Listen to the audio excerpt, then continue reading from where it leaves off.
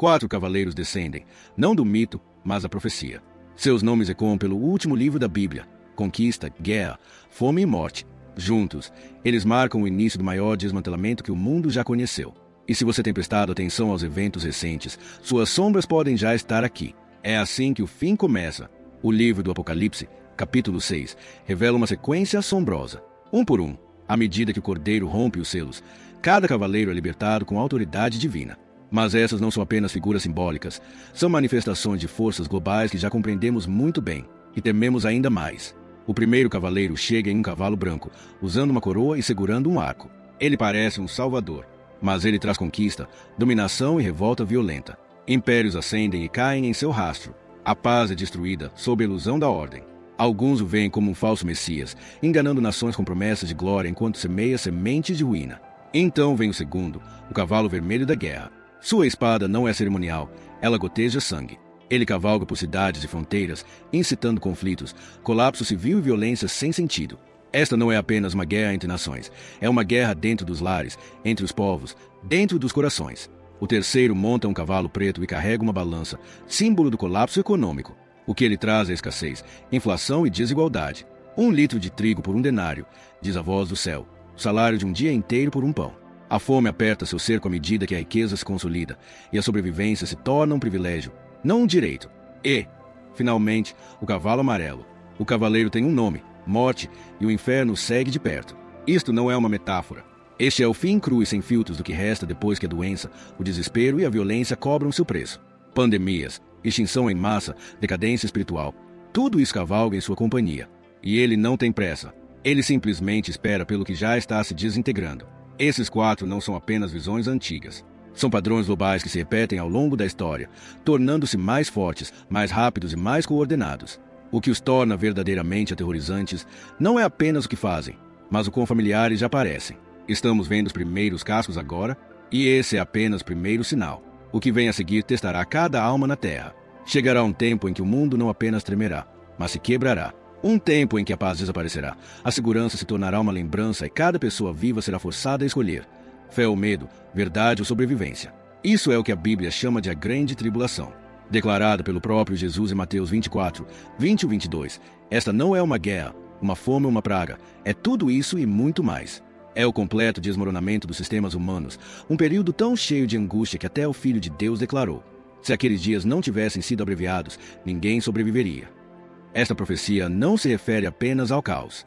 Trata-se de confronto entre o céu e a terra, a luz e as trevas, mais pessoalmente, entre quem você é e quem você afirma ser. Durante a grande tribulação, os crentes serão caçados. A verdade se tornará ilegal. A adoração custará sangue. E aqueles que se recusarem a se curvar à besta, aqueles que escolherem permanecer fiéis, serão vistos como perigosos, delirantes ou até mesmo traidores. Mas há outro lado dessa profecia, um lado raramente contado. Apocalipse 7, 14 descreve uma multidão em pé diante do trono de Deus. Eles não são vítimas, são sobreviventes, são vencedores. Diz: estes são os que saíram da grande tribulação, lavaram as suas vestes e as branquearam no sangue do Cordeiro. Esse momento muda tudo, porque significa o seguinte: a grande tribulação não é apenas sofrimento, é purificação. É o fogo do refinador, queimando concessões, medo e orgulho. Aqueles que a suportarem não apenas sobreviverão, eles brilharão. E talvez seja por isso que essa profecia nos atinge com tanta força. Porque, lá no fundo, todos nos perguntamos, quando esse tempo chegar, se ainda não começou, resistiremos? A seguir, não provações, mas ira, liberada em sua plenitude. Há um ponto em que os avisos terminam, quando a última porta se fecha e a misericórdia não espera mais. Esse momento é marcado pelas 7 taças da ira de Deus. Em Apocalipse, capítulo 16, vemos não um declínio gradual, mas um julgamento deliberado e final. 7 anjos, cada um segurando uma taça, estão prontos. E com cada taça derramada, a terra não apenas sofre, ela convulsiona. Não são símbolos, são atos finais. Execuções da justiça de um Deus que esperou pacientemente enquanto a humanidade se rebelava, enganava e destruía. Agora, a justiça responde. A primeira taça traz feridas agonizantes, tormento físico contra aqueles que se aliaram à besta. Não dor acidental, mas consequência. A pele reflete o que a alma escolheu. A segunda e a terceira taça seguem sem demora. Os mares e rios se transformam em sangue. Não metaforicamente, mas literalmente. Tudo o que vive neles morre. Os oceanos se tornam vastas sepulturas. Os rios, impossíveis de beber. E para um mundo tão dependente da água, é o início do colapso total. A quarta taça intensifica o calor do Sol, transformando-o em uma ferramenta de tormento. A atmosfera que antes nos protegia agora nos queima. Mas aqui está o que é verdadeiramente chocante. Mesmo sob o calor escaldante, as pessoas amaldiçoam a Deus. Elas conhecem a fonte da ira, mas o orgulho se recusa a se arrepender. A quinta taça mergulha o reino da besta na escuridão. Mas não é uma noite comum, é um caos psicológico, paralisante. Uma escuridão tão densa que consome a própria esperança. O trono do mal, antes brilhante, desmorona em confusão. Então, a sexta taça derramada e algo estratégico acontece. O rio Eufrates seca. Ele abre caminho para que exércitos se reúnam. Não quaisquer exércitos, os reis do Oriente. O mundo está sendo preparado para a guerra. Mas esta não é uma guerra humana. É a preparação para o confronto final, o Armagedon. E então vem a sétima taça. Trovões, relâmpagos, terremotos tão violentos que montanhas desaparecem, ilhas desaparecem, granizos gigantescos caem. Babilônia, o símbolo do orgulho humano, cai em uma hora violenta. E o céu declara: está feito. Estes não são desastres aleatórios. São julgamentos medidos e sequenciais, cada um aumentando, cada um justificado. No entanto, mesmo aqui, a mensagem não é apenas sobre ira. É sobre tempo. Porque essas taças não são apenas punição, elas são o prazo final, o ponto sem retorno. Portanto, a questão não é: Deus julgará. A verdadeira questão é: quando ele parará de esperar? E quando parar, de que lado você estará? A seguir, desvendamos um símbolo temido por gerações, seu significado distorcido, suas implicações eternas. Não virá com chifres, fogo ou correntes. Não se anunciará como maligno. Parecerá prático, lógico, até necessário. Mas não se engane, a marca da besta não se trata de tecnologia ou tatuagens, trata-se de lealdade. Em Apocalipse 13, 16 e 17, a marca é descrita com uma clareza assustadora. Ela obrigou todos, grandes e pequenos, ricos e pobres, livres e escravos, a receber uma marca na mão direita ou na testa, para que não pudessem comprar nem vender, a menos que tivessem a marca. À primeira vista, parece um sistema financeiro futurista, mas isso vai muito além da economia. Essa marca representa lealdade, não apenas a um sistema, mas a um espírito, uma visão de mundo, uma autoridade que substitui a verdade pelo poder e exige sua alma em troca de conforto, conveniência ou até mesmo sobrevivência. E é isso que a torna tão perigosa, porque não virá com um rótulo óbvio. Ela se disfarçará atrás de segurança, inclusão e progresso. A besta oferecerá um novo tipo de ordem, uma que solucione o caos, responda ao medo e prometa unidade. Mas, em sua essência, há uma exigência: adore-me, ou seja deixado para trás. Alguns receberão a marca por medo, outros a receberão por ambição. A maioria a receberá simplesmente para sobreviver. Mas Apocalipse 14, 9 e 10 adverte com peso inabalável: se alguém adorar a besta e a sua imagem receber a sua marca, beberá do vinho da ira de Deus. Não se trata de um microchip ou de um código de barras. Trata-se de um coração que decidiu trocar a verdade pela sobrevivência. E, no final, não é a marca na sua pele que importa, é a marca na sua alma. Mas o que torna esta profecia tão assombrosa é o quão próxima ela parece. Nosso mundo já opera com acesso digital, crédito social e narrativas controladas. Será que a infraestrutura já está aqui? Será que o cenário já está montado? Porque quando chegar o momento, não parecerá uma armadilha. Parecerá uma escolha que você deve fazer para manter seu emprego, sua casa, sua vida. Mas algumas escolhas não podem ser desfeitas. A seguir, confrontamos os gênios por trás da marca, duas figuras cujo engano abala o mundo. Eles não se parecerão com monstros. Um se parecerá com um governante, poderoso, decisivo, a resposta para um mundo em caos. O outro se parecerá com um salvador, espiritual, compassivo e até divino. Mas juntos, eles levarão bilhões à ruína. O livro do Apocalipse apresenta duas das figuras mais perigosas de toda a profecia, a besta e o falso profeta. Estes não são apenas símbolos de corrupção. São forças reais, pessoais, persuasivas, perfeitamente cronometradas para um mundo desesperado por liderança. A besta surge primeiro. Apocalipse 3 a descreve como tendo autoridade sobre toda tribo, povo, língua e nação. Ele fala como um dragão, mas usa a coroa de um rei. Seu número, 666, não é apenas um código. É o símbolo do homem tentando ser Deus, a imperfeição elevada ao trono. Seu reinado será construído sob medo, controle e uma visão distorcida de paz imposta pela dominação. Mas a besta não age sozinha. Entra em cena o falso profeta, um lobo em vestes sacerdotais. Apocalipse 13, 11-14 nos diz que ele realiza sinais e maravilhas, chegando a invocar fogo do céu. Ele usa esses milagres para legitimar a besta, convencendo as massas a adorá-la, a obedecê-la e, finalmente, a receber sua marca. Aqui reside a parte mais assustadora. Esse engano é religioso. Isso não é força bruta. Isso é adoração distorcida em idolatria. Fé transformada em arma para submissão. E o maior poder do falso profeta não é magia, é persuasão. Ele faz o mal parecer sagrado. Ele faz a rebelião parecer justa. As pessoas não seguirão esses líderes porque têm medo. Elas o seguirão porque creem. Porque estarão convencidos de que encontraram a resposta, o Messias, a revelação final. Mas por trás dos milagres há uma mentira. E por trás das coroas e mantos há uma serpente. Em Apocalipse 19, 20, somos informados de que seu fim é certo. Tanto a besta quanto o falso profeta são capturados e lançados vivos no lago de fogo, um lugar de eterna separação de Deus. Seu poder morre com eles. Seu legado termina em cinzas. Mas até aquele momento, sua influência será incomparável. E muitos, até mesmo os religiosos, cairão sob seu feitiço. É por isso que essa profecia importa agora. Porque o engano espiritual não começa no futuro. Começa quando a verdade se torna desconfortável e o comprometimento começa a parecer sabedoria. Em seguida, testemunhamos sua resistência final. A última guerra global. O momento em que o céu desce. Isso não é uma metáfora. Isso não é simbólico. Isso é guerra. O tipo de guerra que o mundo nunca viu. Porque não se trata apenas de exércitos marchando. É a eternidade confrontando a rebelião. A batalha do Armagedon não é um rumor sussurrado por teólogos. É o clímax dos tempos. A colisão final entre o céu e o inferno. Entre o cordeiro e a besta. E já está sendo preparada. Apocalipse 16. 16 nomeia o lugar. Armagedon, de Har Megido, um antigo campo de batalha nas colinas de Israel, banhado em derramamento de sangue por séculos. Mas, desta vez, não se trata de território. Trata-se da alma da criação. A esta altura, o mundo está destruído. Os julgamentos já caíram. A besta construiu seu império. O falso profeta reuniu as nações. O Eufrates secou.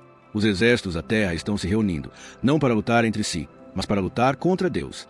E então o céu se abre. Apocalipse 19 não sussurra a este momento, ele ruge. O céu se abre e Cristo aparece, não como um servo sofredor, mas como um rei conquistador.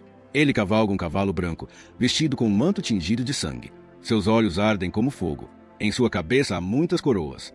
Escrito em sua coxa e manto, Rei dos Reis, Senhor dos Senhores. Ele não está sozinho. Os exércitos do céu cavalgam atrás dele, vestidos de linho branco, armados não com armas, mas com autoridade. Sem tanques, sem mísseis, sem caos, apenas justiça. E da boca de Cristo sai uma espada afiada, sua palavra, não gritada em desespero, mas declarada com poder. A besta e os reis da terra se posicionam. Eles apontam suas armas. Eles acreditam que têm uma chance, mas nunca tiveram. A batalha termina antes de começar. A besta e o falso profeta são capturados, vivos e lançados no lago de fogo. Seus exércitos caem em silêncio. A espada do rei põe fim a tudo. Ninguém escapa da justiça. Ninguém escapa da verdade. E o céu observa, enquanto a terra se lembra. Isso é mais do que o fim de uma guerra. É o fim da rebelião humana. O último suspiro de orgulho. O momento em que todo joelho que se recusou a se dobrar, finalmente cai. A batalha do Armagedon não é apenas sobre poder, é sobre pureza. O mundo está sendo limpo, não para outro império, mas para um reino que nunca acabará. E esse reino não pode começar até que a Babilônia queime. Ela se manteve imponente, vestida com riqueza, transbordando poder. O mundo a admirava, a invejava, se curvava diante dela. Mas a Babilônia nunca foi uma cidade, era um sistema. Um império espiritual construído sob sedução, corrupção e rebelião. Ela trocou a verdade por influência, adoração por riqueza, convicção por conveniência. E por um tempo, ela pareceu invencível. Mas então, Deus falou. Em Apocalipse 17, 18, Babilônia é retratada como uma prostituta pródiga, montada numa besta escarlate, intoxicada com o sangue dos santos. Ela é tudo que o mundo idólatra, beleza sem moralidade, luxo sem limites, poder sem misericórdia. Seu nome está gravado em sua testa. Babilônia, a grande, mãe das prostitutas das abominações da terra. Mas seu maior pecado não é o excesso, é o desafio.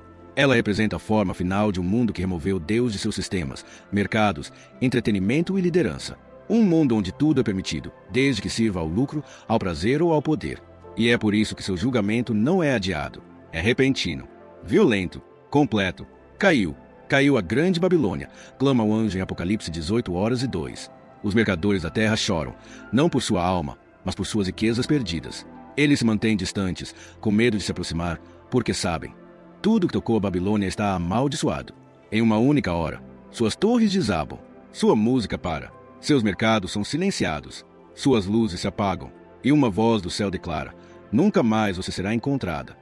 Isso não é apenas a destruição de uma cidade, é o desmascaramento de uma mentira. Porque a Babilônia foi construída sobre uma ilusão, a de que a humanidade pode prosperar sem santidade, a de que a cultura pode existir sem o Criador. O pecado, quando polido e embalado, de alguma forma não é pecado. Mas quando Deus age, nenhuma ilusão se sustenta. Nenhuma economia é grande demais. Nenhum império é rico demais. Nenhuma cultura é inteligente demais. A Babilônia cai, porque a verdade não pede permissão para reivindicar o que é dele. E a queda da Babilônia nos faz uma pergunta aterrorizante. Quanto dela vive em nós? A seguir, testemunhamos o momento que cada alma enfrentará, não importa seu nome, título ou crença. O tribunal final, o veredito final, sem advogados, sem apelações, sem esconderijos. O tribunal da eternidade está em silêncio, exceto pela abertura dos livros. E quando eles se abrem, nada permanece enterrado. Apocalipse 20 revela uma cena tão crua, tão final, que até a terra e o céu fogem dela. Um grande trono branco, puro, imóvel, ergue-se no centro de toda a existência. E diante dele, toda a alma que já viveu se levanta novamente. Não metaforicamente, não simbolicamente, literalmente. Todo homem, toda mulher, todo rei, todo servo, vivo novamente para ser julgado. E vi os mortos, grandes e pequenos, em pé diante do trono, e os livros foram abertos. Apocalipse 20, 12. Estes não são registros fictícios. São a verdadeira história da sua vida. Não como os outros o viram, mas como o céu o viu. Cada escolha, cada palavra, cada motivo, cada segredo. E então, outro livro é aberto, um diferente de todos os outros. O livro da vida. Este livro não lista seus atos, lista seu nome. E só resta uma pergunta. Está aí? Porque para aqueles cujos nomes estão escritos no livro da vida, este momento não é julgamento, é vindicação. É a limpeza de toda falsa acusação. É o fechamento de toda ferida. É o momento em que a misericórdia responde à justiça, não apagando o pecado, mas provando que ele já foi pago. Mas para aqueles que rejeitaram a graça, negaram a verdade e construíram suas vidas na areia, não há defesa, não há segunda chance, não há eu não sabia. O lago de fogo não é simbólico, é o exílio final, o eco eterno de cada alma que disse, eu não preciso de Deus. E talvez a verdade mais aterrorizante desta profecia seja esta: o inferno não estará cheio de monstros. Estará cheio de pessoas que viveram vidas comuns, acreditaram em mentiras reconfortantes, se pensaram que tinham mais tempo. Mas o tempo se esgota. Este é o último tribunal. Depois disto, vem a eternidade. No entanto, mesmo agora, a esperança não está perdida, porque a próxima página do Apocalipse não é sobre julgamento, é sobre um novo começo, um mundo refeito pelo próprio Deus. Lágrimas ainda estarão molhadas no rosto de muitos. A poeira do julgamento ainda pairará no ar. O silêncio após a tempestade será insuportável. E então, uma voz: eis que faço novas todas as coisas. Apocalipse 21, 5. Com essas palavras, Deus não apenas conserta o mundo. Ele não apenas limpa os destroços do pecado. Ele reconstrói tudo do zero, um novo céu, uma nova terra, intocada pela decadência, doença, orgulho ou dor. Isso não é escapismo. Isso é restauração. Apocalipse 21, 1:4 descreve isso em detalhes íntimos. A velha ordem se foi. Não há mais morte, não há mais luto, não há mais choro, não há mais dor. Não é reprimida, não é suportada, apagada. Ele mesmo enxuga toda lágrima, não com anjos, não com ordens, mas com sua própria mão. E descer do céu não é uma arma, não é um exército, mas uma cidade, a Nova Jerusalém. Ela brilha como uma noiva no dia do seu casamento, pura, radiante e preparada. Mas isso não é apenas arquitetura. É aqui que Deus escolhe habitar, conosco, sem mais separação. Sem paredes de templo, sem véus, sem intermediários. Ele será nosso Deus e nós seremos seu povo, para sempre. As ruas não são douradas para impressionar, elas são douradas porque nada mais está escondido. Tudo é transparente, tudo é sagrado. O rio da vida flui pelo centro, árvores dando frutos em todas as estações. Não há noite, porque a glória de Deus é a luz. E aqui está o que mais importa. Você nunca foi feito para o julgamento. Você foi feito para isso. Este mundo, aquele que geme sob o peso da corrupção, não é o seu lar. É um campo de batalha, um teste, um momento. Mas a nova terra é para onde a história sempre deveria levar. E talvez seja isso que torna essa profecia tão poderosa, não apenas o que promete, mas o que prova. Que Deus não desiste de sua criação. Que a redenção não é sobre escapar, é sobre retornar para casa. Que mesmo depois de todo o caos, tristeza e guerra, Ele ainda nos quer. Mas para entrar neste reino, você precisa pertencer ao Rei. E a vitória dele não está chegando. Ela já começou. Toda profecia leva até aqui. Toda guerra, todo julgamento, toda lágrima, tudo isso leva a este momento. Porque no centro do Apocalipse não está a besta, nem a Babilônia, nem o fim do mundo. No centro de tudo está um homem a cavalo. Apocalipse 19, 11 e 16 levanta o véu final. O céu se abre, não para revelar a causa do colapso, mas um cavaleiro. Ele não vem como um político. Ele não vem como um general. Ele vem como rei legítimo, e ninguém pode detê-lo. Seu nome é fiel e verdadeiro. Seus olhos são fogo, ardendo através do engano. Sua túnica está manchada de sangue, seu próprio sangue, não da derrota, mas da vitória conquistada muito antes do início da guerra final. E em sua coxa estão escritas as palavras que silenciam toda mentira. Rei dos reis, Senhor dos senhores. Atrás dele cavalgam os exércitos do céu, não para lutar, mas para testemunhar, porque a batalha já foi vencida. Com a palavra de sua boca, a espada de sua verdade, as nações caem, a besta é capturada e o reinado de Satanás é destruído para sempre. Ninguém vota para ele entrar, ninguém vota para ele sair. Ele não assume o trono, ele o recupera. Isso não é apenas um triunfo, é a reversão total de tudo o que o mal tentou fazer. A serpente no Éden é esmagada, o dragão do Apocalipse está acorrentado. O trono do céu não é mais invisível, é inabalável. Mas aqui está o que diferencia isso de todas as outras profecias, todas as outras guerras, todas as outras revoluções na história humana. Você está convidado a reinar com ele. Sua vitória não é um desfile solo, é um reino. E aqueles que permaneceram fiéis, aqueles que não se curvaram, aqueles que creram quando o mundo zombou, ele os chama de irmãos, irmãs, governantes, herdeiros. Aquele que usava uma coroa de espinhos agora usa muitas coroas. E ele não tem rivais. Esta é a profecia final. Não a morte, não o julgamento, não o fogo, mas um rei no trono e um povo que pertence a ele para sempre. Então, agora a pergunta não é mais o que acontecerá. A pergunta é, você fará parte disso ou ficará de fora? Porque os portões do seu reino estão abertos, mas eles não permanecerão abertos para sempre. Oração final, um clamor por coragem na hora final. Pai Celestial, em um mundo transbordando de engano, distração e medo, viemos a ti agora, humildemente, com urgência e necessitados da tua verdade. Tu não és um Deus distante. Tu estás perto. E mesmo na tempestade do julgamento, mesmo com a aproximação dos últimos dias, tu estendes a tua mão, não primeiro com ira, mas com misericórdia. Senhor, pedimos olhos para ver com clareza. Pedimos corações que não se curvem a falsos reis. Força para suportar as provações que testam nossa fé e coragem para permanecermos firmes quando o mundo exige que nos ajoelhemos diante da escuridão. Protege-nos da marca que se disfarça de progresso. Protege-nos das vozes que distorcem a verdade em conveniência. Mantenha-nos despertos, Senhor, não apenas atentos à profecia, mas vivos em teu espírito. Não nos deixemos abalar pelas manchetes ou pelo medo que nos cerca, porque sabemos quem vence. Sabemos cujo nome está escrito no cavalo branco. E sabemos que tu, Jesus, fiel e verdadeiro, já és vitorioso. Escreva nossos nomes em teu livro da vida e dá-nos a urgência de chamar outros antes que a porta da misericórdia se feche. Confiamos em ti, esperamos por ti, seguiremos-te, no poderoso nome de Jesus Cristo. Amém. Chamado final à ação. Inscrição mais vídeo sugerido. Se esta mensagem despertou algo em seu espírito, não saia sem agir. Clique no botão curtir para que esta verdade alcance outras pessoas. Inscreva-se neste canal para nunca perder uma mensagem que pode preparar sua alma para o que está por vir. E o mais importante, assista ao próximo vídeo que está aparecendo na sua tela. Ele continua essa jornada profética com verdades sobre as quais pouquíssimos falam. Estamos apenas começando a descobrir o que o livro do Apocalipse tem a dizer sobre o nosso tempo. Fique conosco, vamos caminhar por ele, juntos. Deus te abençoe e nos vemos no próximo capítulo.